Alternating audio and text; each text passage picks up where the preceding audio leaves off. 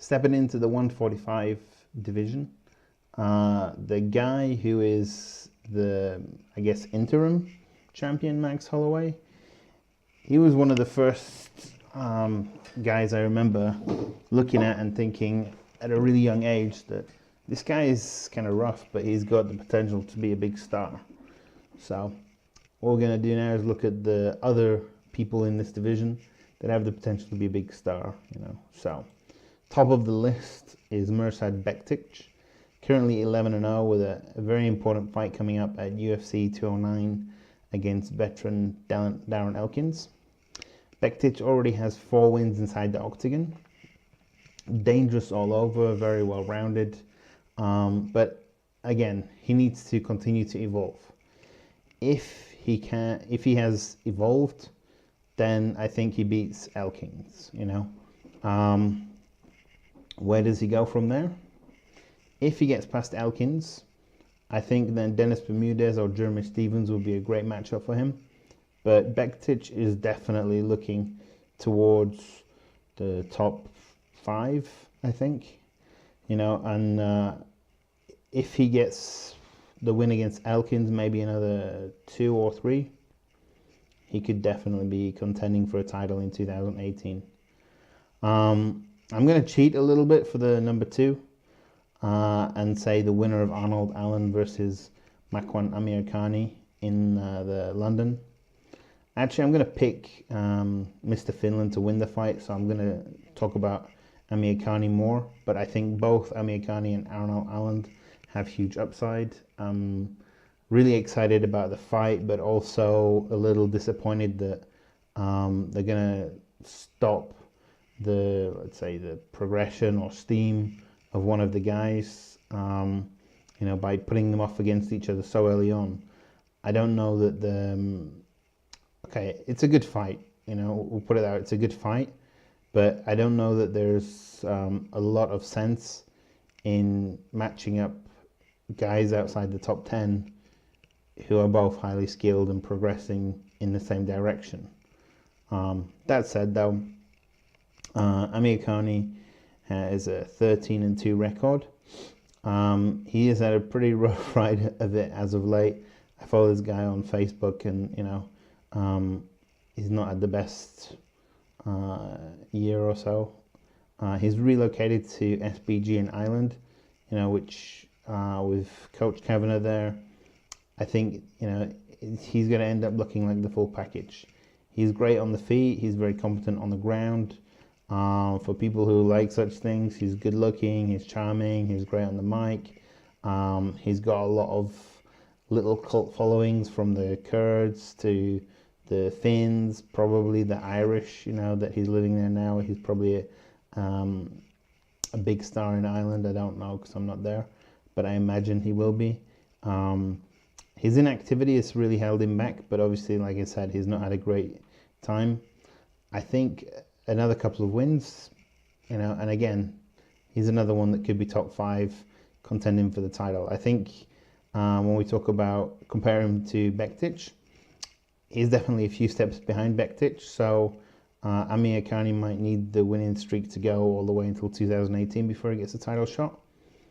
But I don't see why he couldn't compete for the title. He needs to continue to evolve, but he's got everything he needs to be a big star and very competent fighter. Number 3 on the list, Doo Ho Choi, 14-2, and he won a lot of fans in his war with Cub Swanson. And while people might love to see that kind of fight, if he wants to be a top contender, he needs to prove that he can be technical. He doesn't need to get into career-shortening wars to impress the fans. It is a big question, though, like how much did that fight take out of him? And does he have the ability to be more technical? Does he have what it takes? Can he evolve to show that his game is more than just punching and getting punched on the face? He's got a little bit of rebuilding to do after the loss.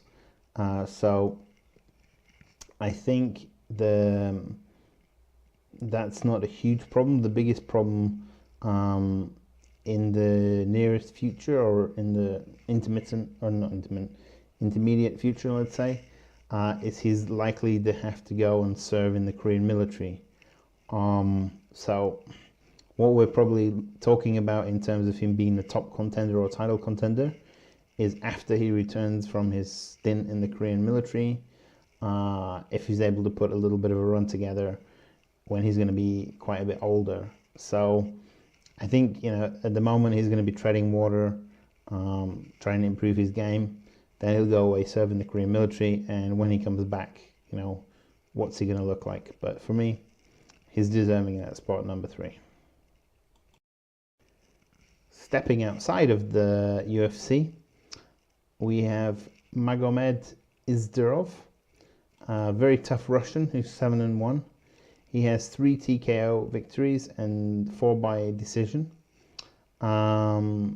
He's on a 7-fight win streak after losing his debut. He has beat pretty respectable opponents, and has already stepped into the octagon. I think if he progressed, let's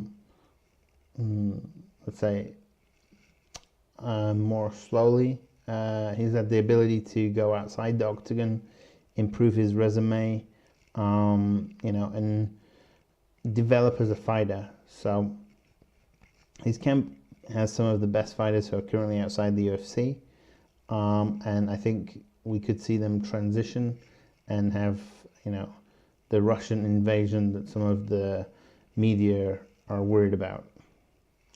Number 2 on this list, Kron Gracie, currently 4-0.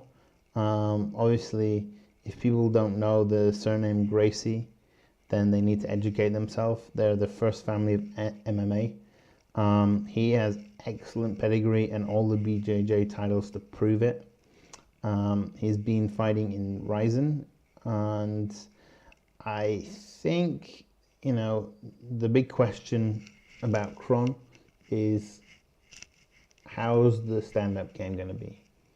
You know, when he comes up against good opposition, UFC level opposition, will his stand-up game be enough? You know, and he doesn't need to be knocking guys out, you know, he just needs the stand-up game to be competent enough to try and get them to the ground. You know, from what I've seen of him in Ryzen, I think the ground game for MMA is, you know, he's got a pretty good level. He's got a pretty good understanding of that. But the big question mark is definitely the stand-up. It would be great to see a Gracie back in the octagon, maybe even claim a title. I'm not sure he's got enough to be a top contender though. Number 3 on the list, Andre Harrison, 15-0, but with 10 of those wins coming via decision. The big question for this guy is, does he have that aggression to really compete at the highest level? You know, I think the level of competitors he's been facing, he really needs to have been finishing more of them for me to be super impressed with him and super high on him. But, you know, he's a guy who's never lost.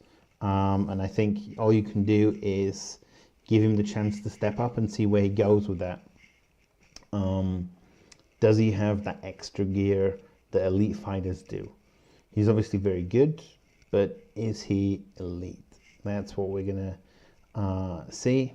And again, you know, when you come to the UFC and you go to decision, I wouldn't say the judges get it wrong more than they get it right, but they get it wrong enough to be of concern. So he needs to get more aggressive, and if he does, if he starts getting more victories inside the time limit, I think we could see him in the octagon. Number 4 on the list, the guy that's called Honey Badger, Dominic Mazzotto, 12-1, and the only loss is to Cody Garbrandt.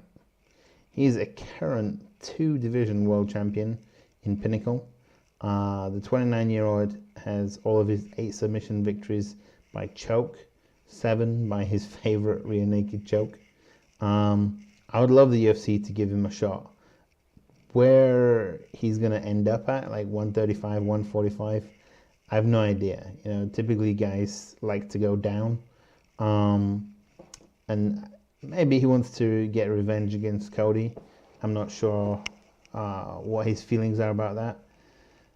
But I think he would make an exciting addition to either weight class, or he can come in and jump around. We'll see how that is, you know. Maybe he can show Conor how do you defend 2 titles at once. Okay, number 5 on the list. Kusin Askabov, 14-0, 6 victories via submission, 5 via decision, 3 TKOs. Underline what a diverse and dangerous fighter the man known as Lion is all over, you know. All-round game is very tough.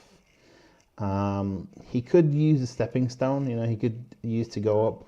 He could do very well to go up 1 level and try to prove to the UFC that he's ready. I think the level of competition he's been facing isn't enough to get him to the UFC. And actually, it may be too soon for him at the moment, you know, so maybe it's right. He can wait a little bit, and I think in 2018 we could see him inside the octagon. Number 6 on the list, the current EFC Extreme Fighting Championship champion out of Africa, Igu Kabase, 8-0.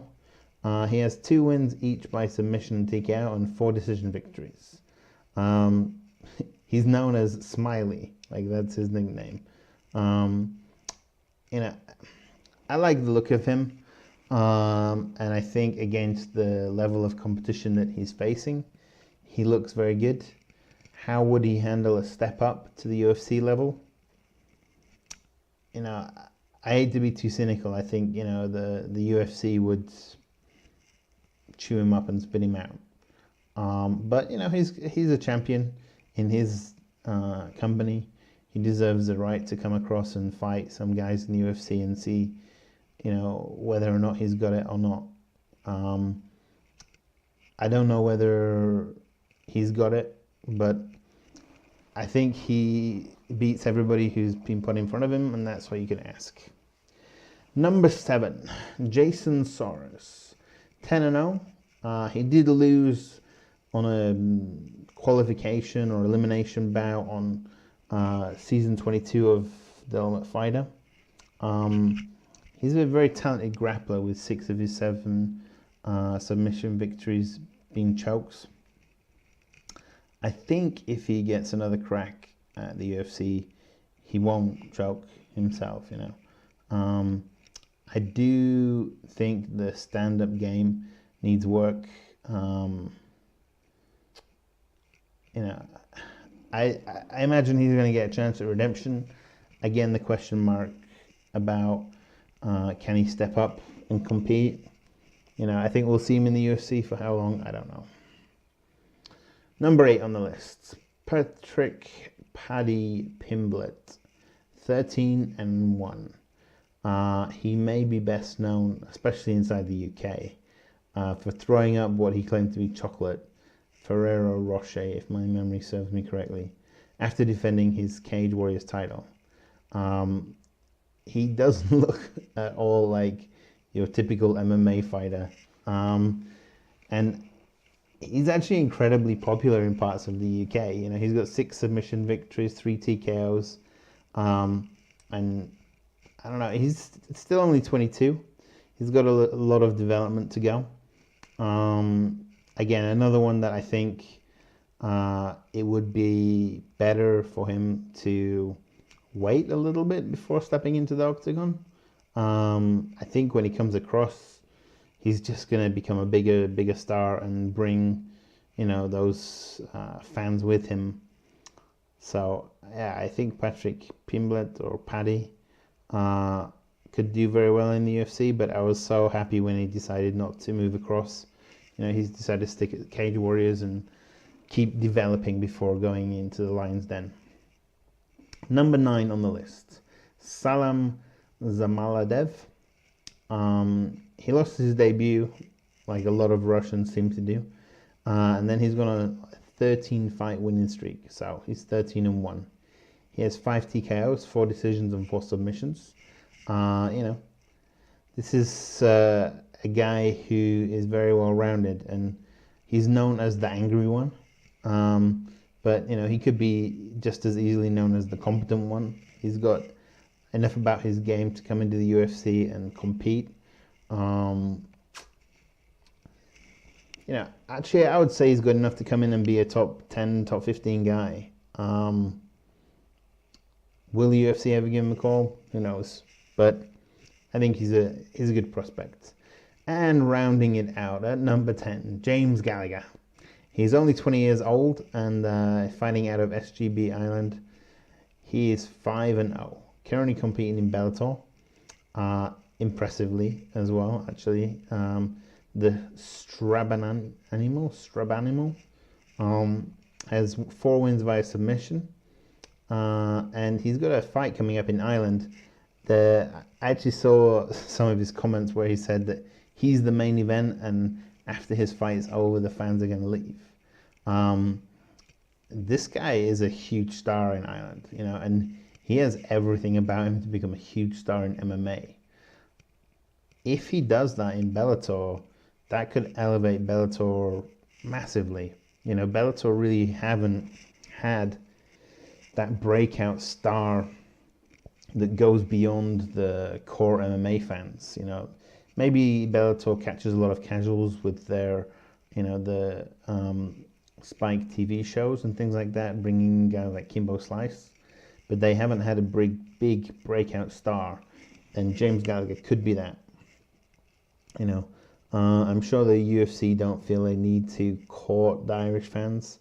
You know, they don't need to promote themselves any further in Ireland. So maybe they decide that they don't need another Irish 145er. But I think they like making money, and James Gallagher looks like he's a guy who's going to be printing money. I hope he wins the up-and-coming fight in Bellator. I'm pretty sure he will do. You know, I think there's huge upside for this kid. It's just a matter of, do the UFC sign him, or does he continue in Bellator? Okay, so that rounds out my 145ers, top 10 outside the UFC, plus the 3 best prospects. Tell me what I got wrong, tell me what I got right. Check out the other videos. Okay, thanks for listening.